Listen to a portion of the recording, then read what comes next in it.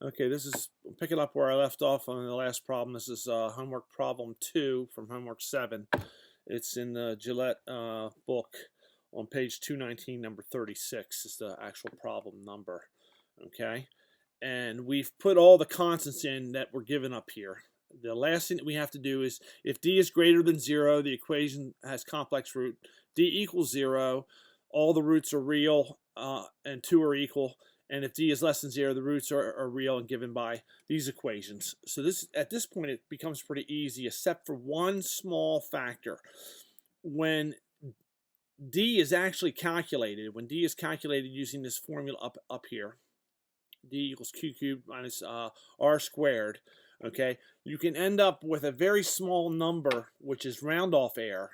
And I'm going to give an example. The last problem in this group is for this. Oops, grabbed the wrong thing. Okay, hold on. Let me just type it in.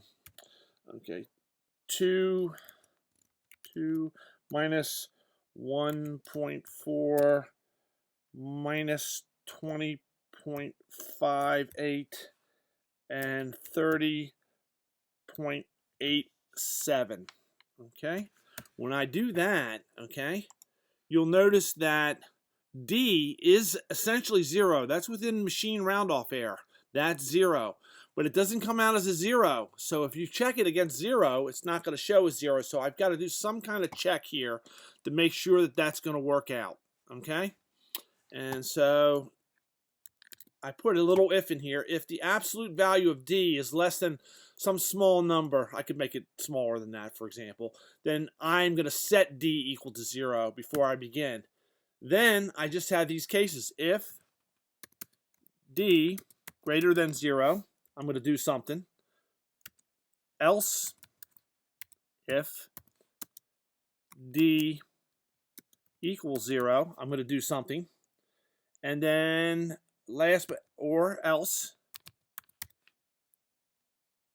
d is less than 0, I'm going to do something else. And now all I have to do is put in the equations that are given right here. This is when d is greater than 0. When this is the case, I just put in a display the equation has complex roots. Okay, I need to put those in quotation. Okay, the equation has complex. I need to spell complex correctly. P-L-E-X has complex roots. Okay, and then on the next one right here, I need to put in these 3 equations for the first root, second root, and third root. And then in the last case, I put in these equations for the first root, the second root, and the third root. Okay, but that's essentially it. So I've already done this ahead of time, so you could just see the code. Okay.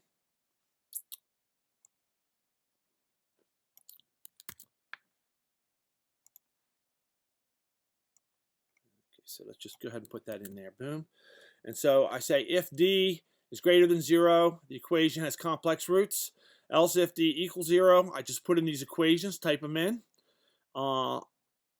Else if, I could have just done else, okay? I cannot do just else. I have to do else if, because I'm putting in a condition, d less than 0, and then I put in the last set of equations that are for when d is less than 0, and it calculates out. Now all I need to do now is test this. Okay, and let's grab one that we did before. This is the one that had complex roots, I believe. Okay. Return. And it comes back and says the roots are, maybe that wasn't the one that, that was the one that had the d near 0. Okay, and let's do one more. Let's run it one more time. Okay, let's grab this one.